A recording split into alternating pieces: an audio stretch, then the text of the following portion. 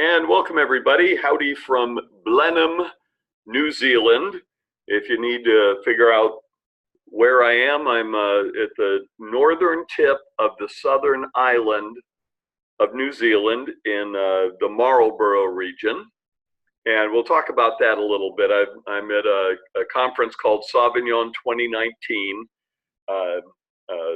Turned out to be a very big event. There's about 400 participants from all around the world, and 3 days of programs and wonderful dinners and lots of wine. So there we go. All right, so where we are now in the course, and I want to give a heads up also for this Monday. We're getting to the point where you've got a product or products, and so we're also going to be talking about portfolios and how to manage portfolios, not only from a winery sense, but also from a much bigger context. From, for example, for New Zealand and for this area of New Zealand, they've actually got a portfolio problem, and so.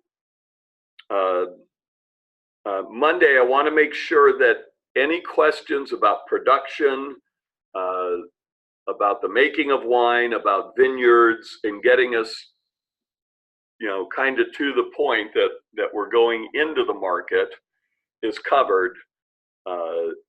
And really love to hear from anybody by email. I'll cover it on the Monday session, or if you can make it live, either way. Okay. And with that said, Paulina, how's the course going for you? Or are you finding it's proceeding well, or are you stuck anywhere? No, I think it's proceeding well. I think it makes sense the way that we're kind of did the introduction with the cost analysis and kind of did the wine tasting analysis, and then moving into the kind of the sales and marketing. I mean, I think that makes a lot of sense. Good, yeah, and that brings up a good point. When I was setting up the syllabus for this, we all enter wine somewhere.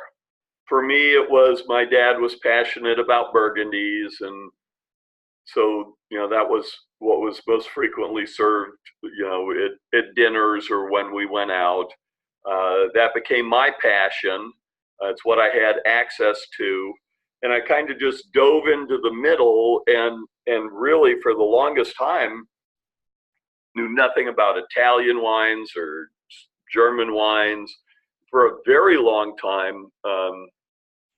Actually, from when I started in the mid '60s and all the way through till the late '70s, I didn't feel California could even produce wines. That it was just sort of some sort of a freak area, and I knew they made wines. I was growing up on the East Coast, so that made it stronger. And so what I think happens a lot for people in wine education is that we don't know systematically how things work, the supply chain, the value chain. So hopefully you're getting a sense of that, and I really suggest for anybody who does wine education, who works with other people to help them understand wine, that this becomes really embedded in your mind. So when somebody asks you about a wine, well, tell me about this wine. Well, here's what I know about the vineyards and the region and the effect and the grapes and what that contributes. And then this wine was made in this process, and there's a lot of variables, but this particular one had these characteristics and these processes, and then you wouldn't believe how challenging it can be to get the wine out into the market and to that point where you're purchasing it. And then here's their marketing story, and this is a big one. Here's their marketing story, which they're trying to embellish. They're trying to sometimes exaggerate or use hyperbole. We use descriptive language, which can be really, really challenging, which is a big problem here in New Zealand right now. and that kind of stuff. So see if you can learn the syllabus as a way of thinking, and even if you're not educating or telling somebody about the wine, just use it in your, and that's, use it in your own mind. And whenever you look at a wine, see, okay, where is it? What does that mean? What kind of grapes? What does that mean? All the way through the process. So really. Well, I find it interesting that, you know, you can what I've learned is that with the whole bulk wine situation, the raw juice that you take and you can just bottle and have a company, and all of that is very new. You kind of always have this mindset where you're basically, you know, you're like, in my head, I'm like, okay, you need a winery, and then you got to pick the grapes, and then you got to make the wine. And here there's so many different options, from the bulk to the, you know, custom crush where you don't even have to grow grapes and all that. So I just find that really fascinating. And I think there's a potential to be able to still get into kind of the wine industry. It feels a little overwhelming just because I'm in Napa, and it feels almost like I'm too late to the game. But I think going through this, it might, there's holes, like where I think there's potential. Correct me if I'm wrong. No, it's absolutely right. And that's a perfect segue to one of the challenges that's going on, and what the future looks like, sort of warning signs for New Zealand Sauvignon Blanc. Mm-hmm. So I'm in Blenheim, which is about half the size or less of Napa. When you fly in, it's almost like flying into San Luis Obispo, but in the vineyards, you know, right up to the airport. You've got the mountain ranges, and you've got the cool coastal stuff going on, and all of that. The big difference is the vineyard area and the production is very imbalanced, and 80% of the wine produced is Sauvignon Blanc.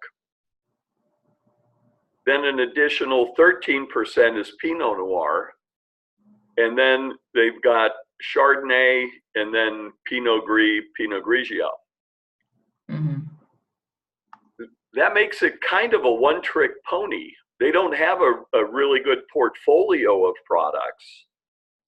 And so what they're struggling with now is differentiating all their Sauvignon Blancs one from the other and adding value. I just last night we were on our way out to this river hut that looked like being along the Russian River. It was all gravelly and eerily similar, just like flying in was like San Luis Obispo. The place we were last night was very much like being along the gravel and stuff of the Russian River. And I was talking to the CEO of Brancott Vineyards, and I finally got a sense of the value of grapes, and I don't know how much of it was accurate or not, because again, a lot of times exaggeration and whatever, but the average cost per ton of Sauvignon Blanc is $1,800, and the average cost of Chardonnay is over $3,100. Whoa.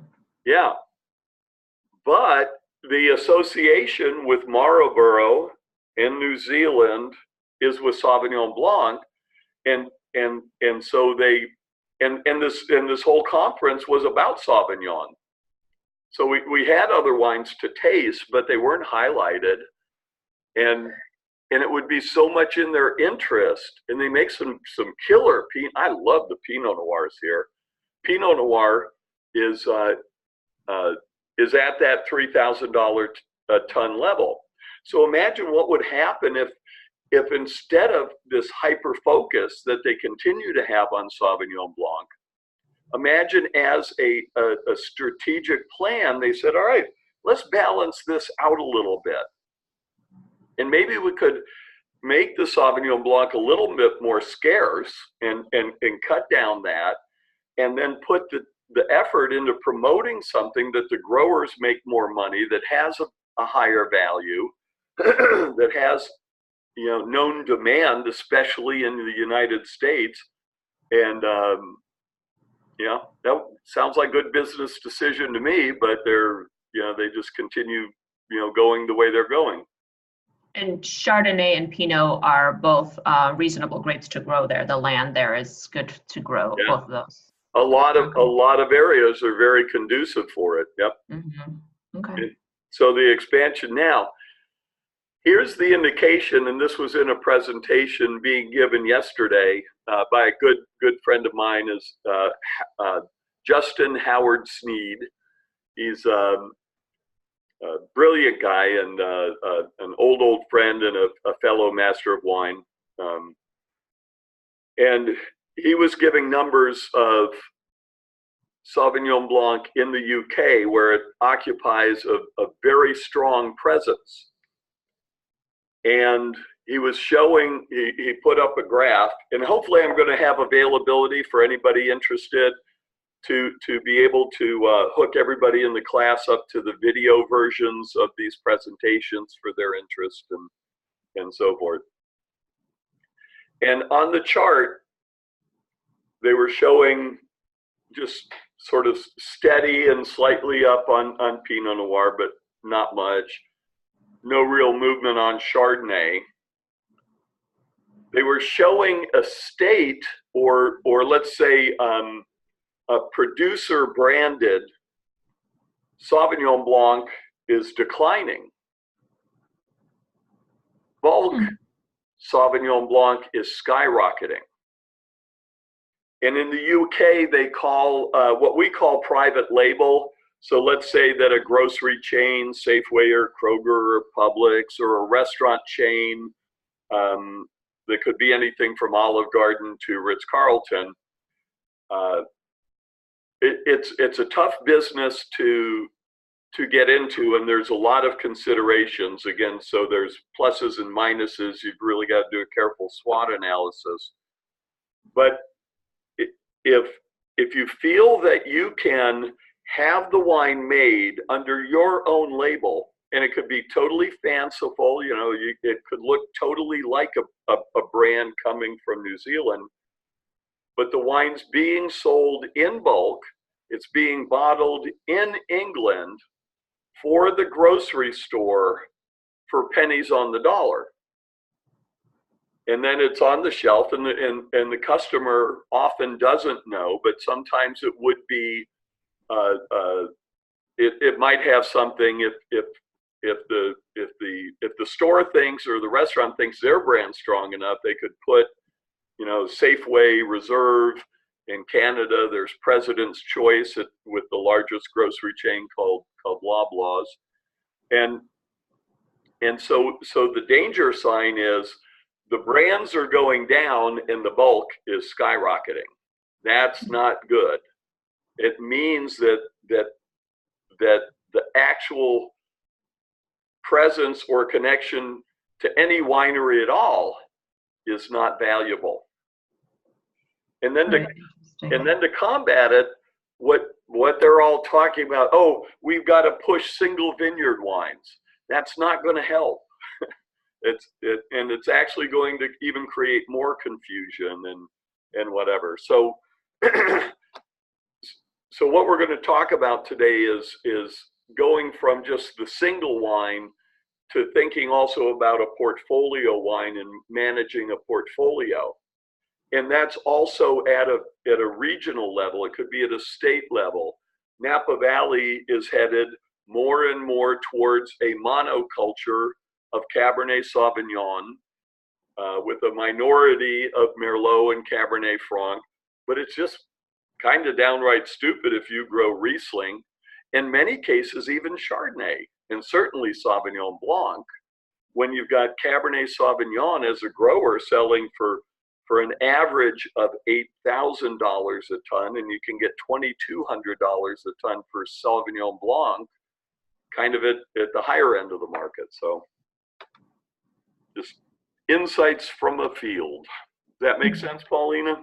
It does, absolutely. Okay.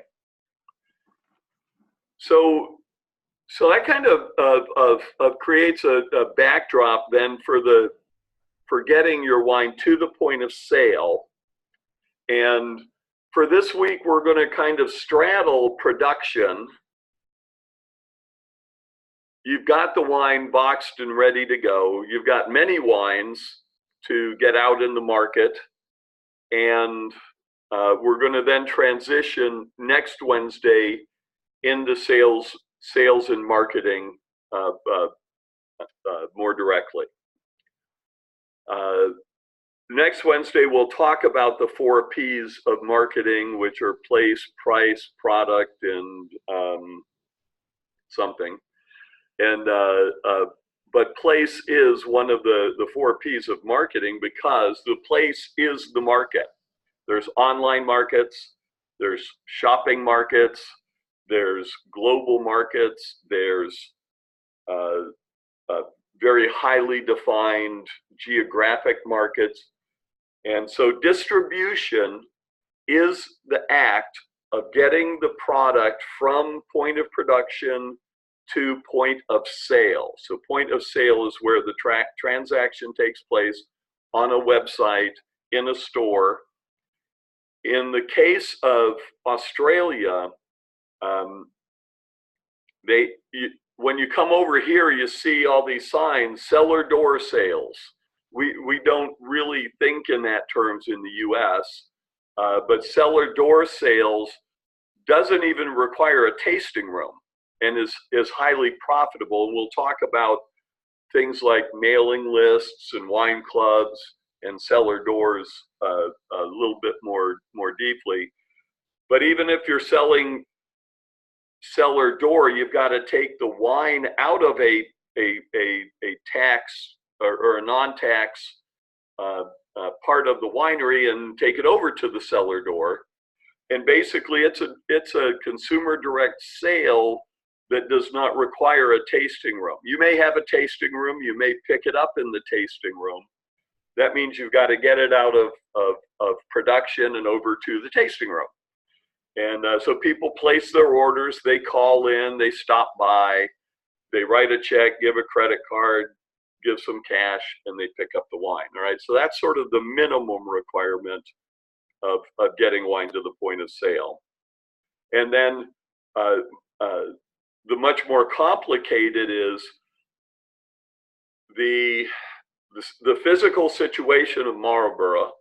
It's the biggest city in this area, I believe, is Nelson, and it's the port, and it's where the ferry runs to the North Island. And so you've got the logistics, you got to put wine on a ship, you've got to get it somewhere. And just to get it out of Marlborough, you've got to get it to a port where it can actually get to the UK or to the US or China, which is usually Auckland. Or if there's enough service, which there rarely is in this case, you can get it on a ship that would go directly to the destination. But even if you're one of the biggest producers here, you don't have you can fill up a container, but you can't fill up a container ship. So they've got getting the wine to a point of sale. I want you guys to start, how the heck did this bottle get here, right? And especially if it's coming from an obscure place. If you see Chateau Moussard in a fine wine store, Chateau Moussard is an absolutely world-class, world-renowned Lebanese wine. And it's like, what did it take to get that wine from Lebanon to where, what intermediary points, to what destination, and then from that destination to get to the store? And it's actually pretty fascinating. I sat next to a guy who has revolutionized the logistics of shipping in New Zealand, and has brought the cost down considerably, reduced the amount of time, because to get your wine from Marlborough, from Blenheim in Marlborough, to get your wine from Blenheim over to the port in Richmond is a long journey. by truck, very expensive, and he has established a mini shipping route where they go to really small ports that it can accommodate, and it's completely designed just for wine, and they reduce the cost by half. They reduce breakage and problems with going over mountains with trucks and so on and so forth. They reduce air pollution, and it turns out they're winning all these awards, international awards for environmental impact. So it's kind of cool. So distribution is getting the product to the place where they're going to purchase it. Okay. And so let me finish on export from New Zealand. So they've got to get the wine over to the port. That's first part. And then from that port, they've got to go to a bigger port to get the wine consolidated in containers onto a container ship. And then let's say the wine's destined to New York, then they've got to go, the ship goes either to Port of Oakland or some Los Angeles or something like that, and then gets trucked to New York, or it gets consolidated on a ship that's going to go from Auckland, usually is where the consolidation happens. So Nelson to Auckland through the Panama Canal, requiring refrigeration and so on, so that the heat doesn't destroy the goods, because an unheated container going through the Panama Canal can reach over 140 degrees inside. You can actually sous vide cook something in it. And then it's got to go through there, up and around, and then to a point of entry in the New York area. Then it's got to be unloaded. Then it's got to get to a license bonded warehouse, either by the importer or by the distributor who can hold an import license.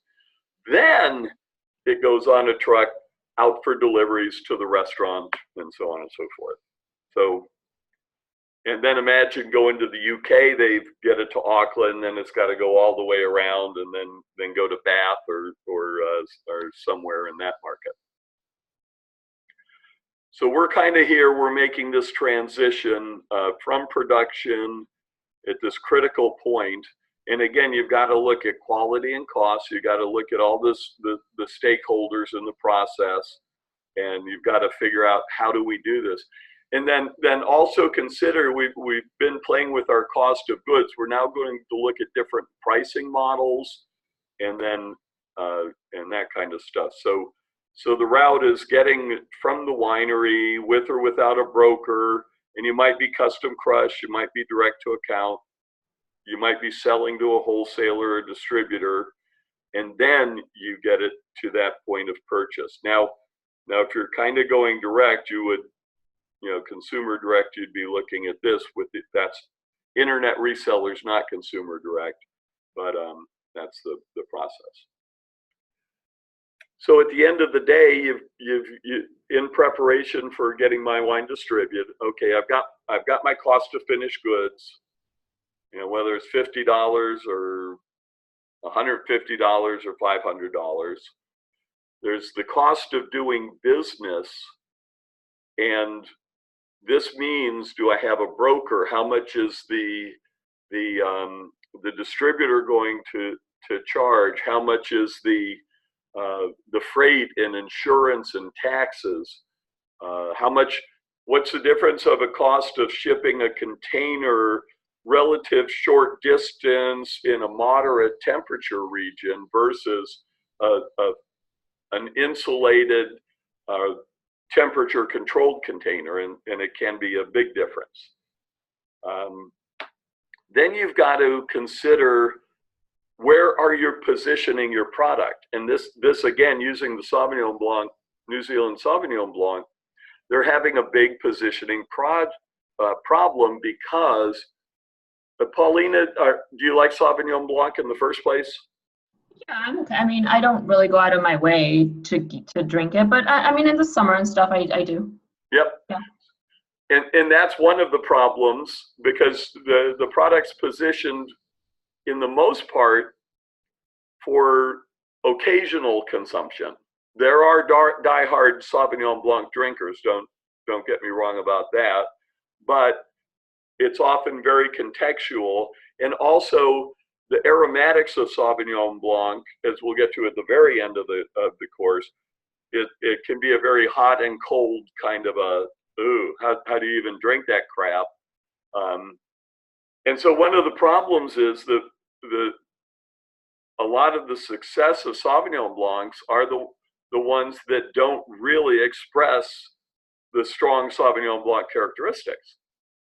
And that's why the bulk wine market, again, in the UK is potentially so catastrophic, because if you're drinking it as an everyday thing and the prices are very low, you go into a restaurant, they're not selling the store brands.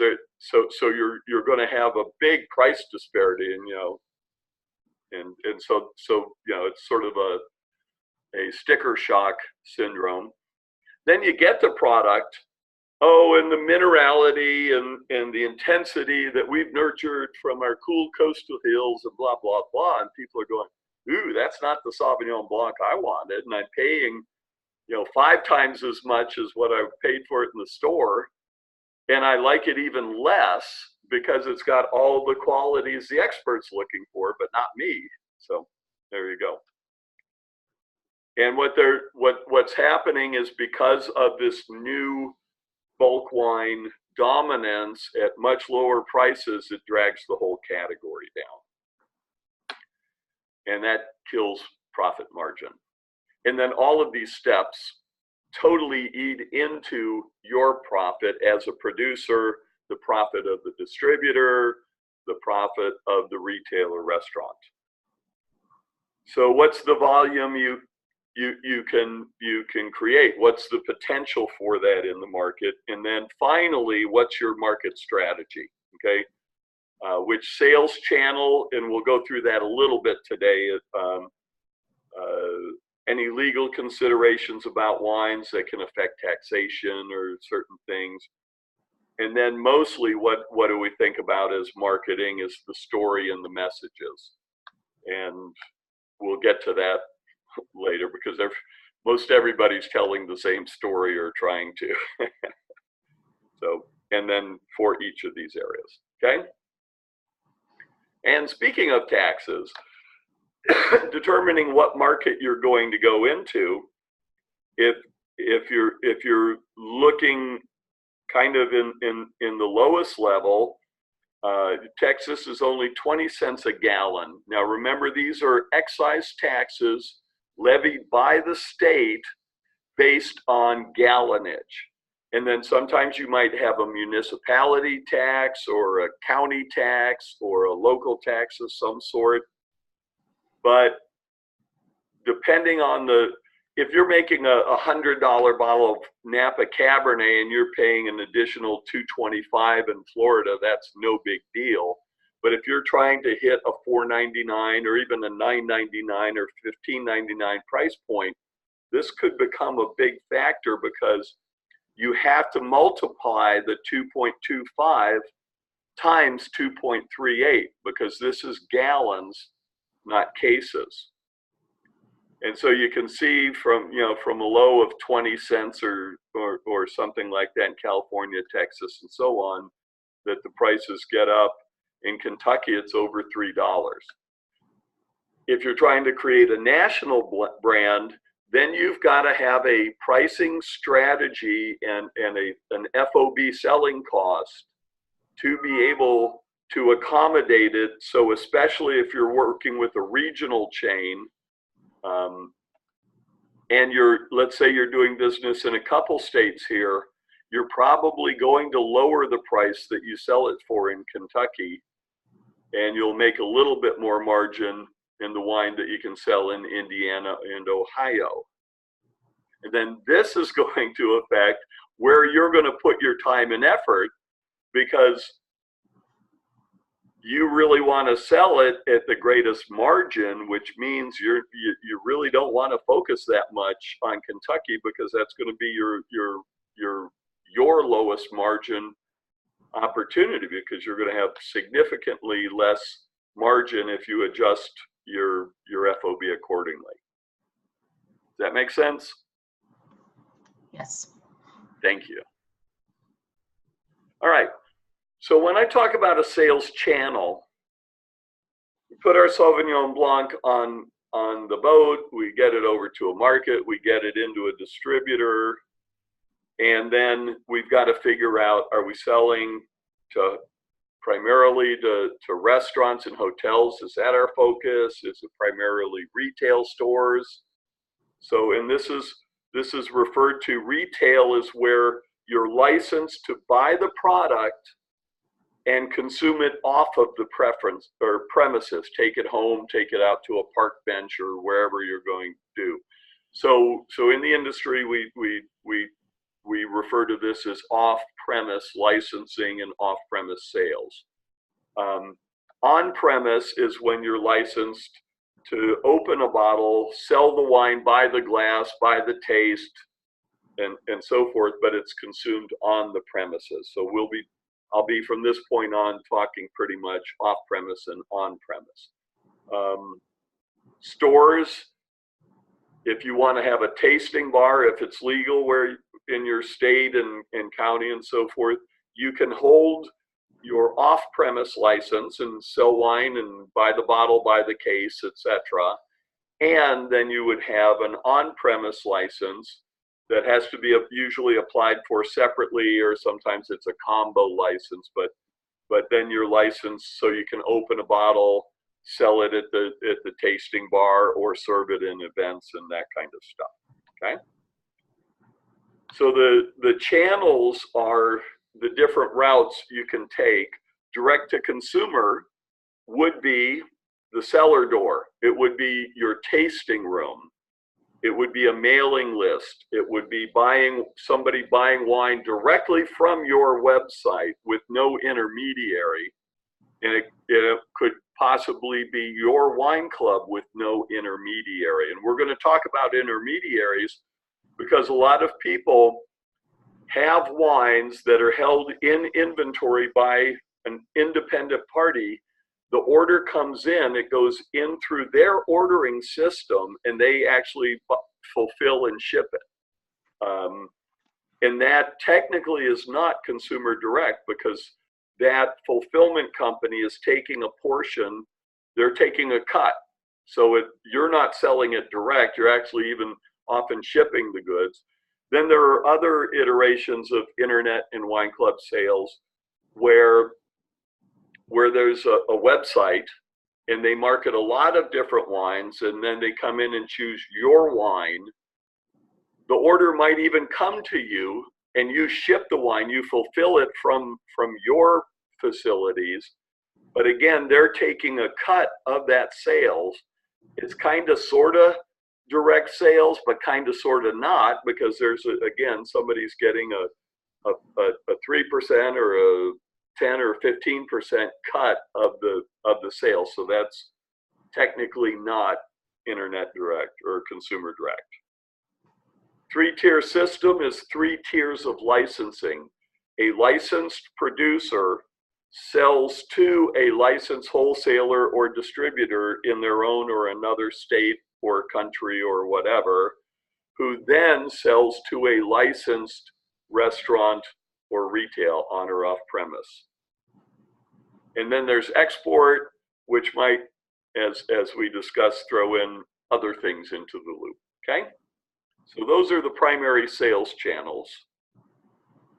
And you've really got to, like I said, we're just looking at the taxes, you know, a $3.17 tax times 2.38 or a 20%. So you've really got to look at each market individually, each channel, and do you have what it takes to do that kind of business? Do you have the salespeople? Do you have the compliance people? Each channel in each market will require label approvals and all sorts of paperwork to be done, certificates, sometimes lab analysis. You know, in-house, can you do that? Or do you have to outsource that, which is sometimes less expensive at the end of the day, but it is a significant consideration in how you're going to do your business. What's the cost of business with the shipping, insurance, taxes, you know, everything? How does that affect your margin?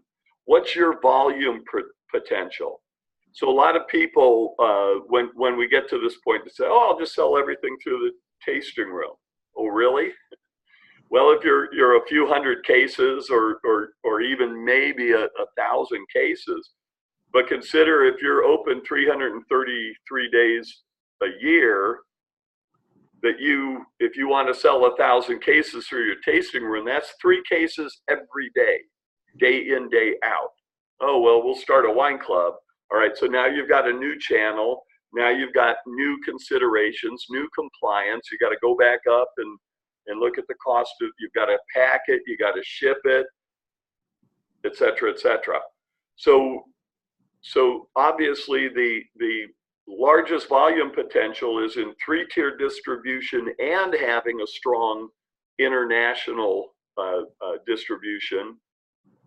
Sometimes that's not feasible, so rein it in. Maybe a few states, and how are you going to pick and choose those states? Which ones offer the best margin potential, et cetera, or margin and volume. And then what's your strategy going to be? It's going to be very different in different states or different countries. It's going to be different online and so forth. And who are you competing against? And that's becoming a biggie for New Zealand Sauvignon Blanc, because a lot of the stuff that's going out in bulk doesn't have the distinctive qualities that one might associate with Sauvignon Blanc. And you might actually be competing with Pinot Grigio and other wines that you'd never even think of unless you do the correct competitive analysis. Okay. So we're going to keep things a little bit short. I'm going to go into another workbook for anybody who's interested. Next week's actually going to be very good. If you sent me some info with a call, I'll go back through my emails. If I get back, we'll set something up next week. And this is a good time to start setting up calls if you're overwhelmed and feel you're left behind, or maybe you signed up for the course but you're just starting it, or if you have a specific need, let's talk. And again, I want to review to satisfy the course requirements. This is incorrect. You're going to need to submit your $25 red blend using the cost of goods calculator. And you download it as a PDF and email it to me, and I accept late work. I'm not a stickler. And thank you all for those of you who have turned it in. You get gold stars. So that's condition number 1. The blending exercise is up to you. It's not a requirement. Did you do the blending, Paulina? Yes, I did. Was it a blast? Oh my God, it was so much fun. It was hilarious. It was like, it like superseded expectations, just because it was just much more eye-opening, because I bought some, we're kind of used to drinking some kind of middle of the road wines, a little bit like probably between like $20 and up, maybe more like 30, 40. And so I bought some less expensive wines, and it was so fascinating to try to mix them up and make them taste better. And it was you know, I had some friends over, a couple of them are definitely wine snobs, a couple of them are not. So it was just really a fun discussion and a fun project. I totally want to do it again. Yeah, I would do it again with something else. Yeah, and if you are a wine educator, now you've got the ability to set that up and do it with groups and stuff like that. So Yeah, it was cool. It was great. Well done, young lady.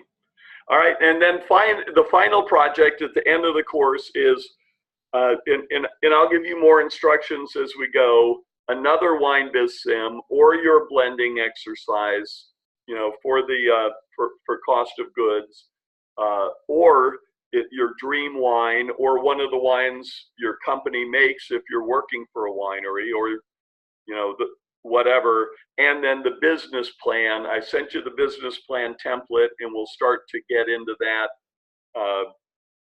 a week from today when we do the transition. So you should just be kind of taking a look at that. That's all that needs to be done now. Okay. All right. Yeah. So here's a fun thing, and I think you'll really dig this, Paulina, and a lot of you.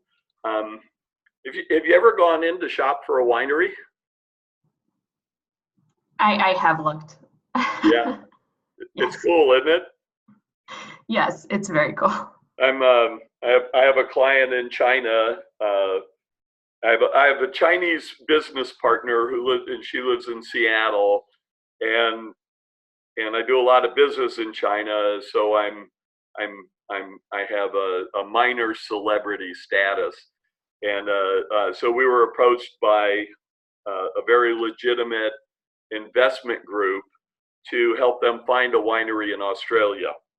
Oh, wow. Yeah, I know. I love it. This is really fun for me. So a couple places you can go is wineindustry.com, and you can go into their classifieds and kind of look what's for sale. And it'll be mostly California, but you might find some in Virginia. You might find some, there's one in Texas Hill Country, northern Arizona. Price reduction, on sale now, et cetera, et cetera.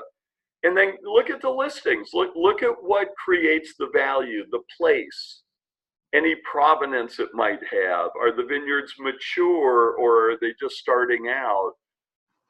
Is it a winery that's successful and has a lot of goodwill? And goodwill is in the wine business.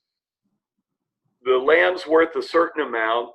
The vineyards are worth a certain amount, but if you're winning awards, if you have a brand image, then the price goes way up because that's the goodwill. So it's the intangibles versus the tangible assets, and so the prices are just all over the frickin' place.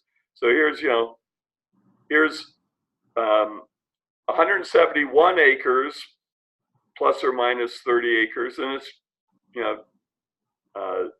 I believe just land with a vineyard and a home site, and then you've got 10 acres for $5.5 million with inventory, and notice it's you can actually see what the brand is and that kind of stuff. Here's a winery, a restaurant, and an event center.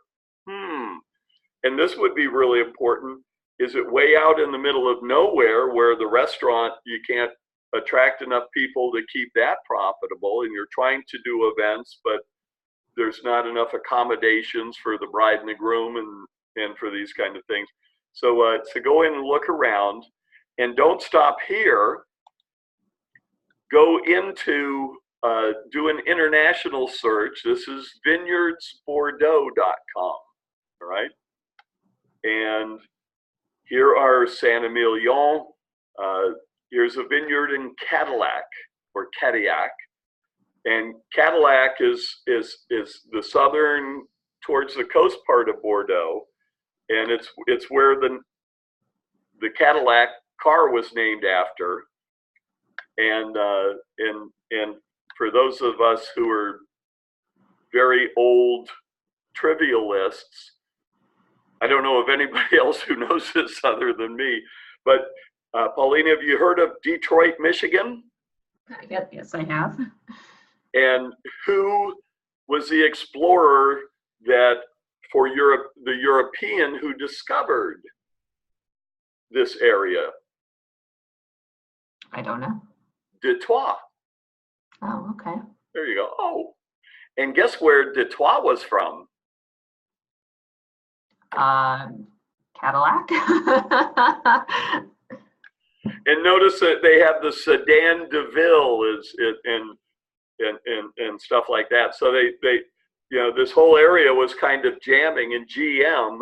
Oh yeah, this is, you know, from the city of Detroit, named after the explorer from the place that the car was named after, and so on. Hmm. So you can find, you know, Provence, Pomerol, Bordeaux Superior, Saint-Emilion, Grave, etc., etc. So that's kind of fun. And then these are all just simple Google searches. Oops, that's not it. Oh, I thought I had it open. There's Australian wineries for sale, New Zealand. Sort of compare and contrast. What would the investment opportunity be in the Sierra foothills versus a Sauvignon Blanc winery in New Zealand? And you can find that information very easily. Okay. All right. Well, that's got us for today, and I've got to get my bags and go downstairs and go catch an airplane. So, any questions? No, I'm good. Go catch your flight. All right, great. Thanks, Paulina. You're a rock Thank you. star. Okay. Thanks. Talk to everybody soon. Bye. Bye.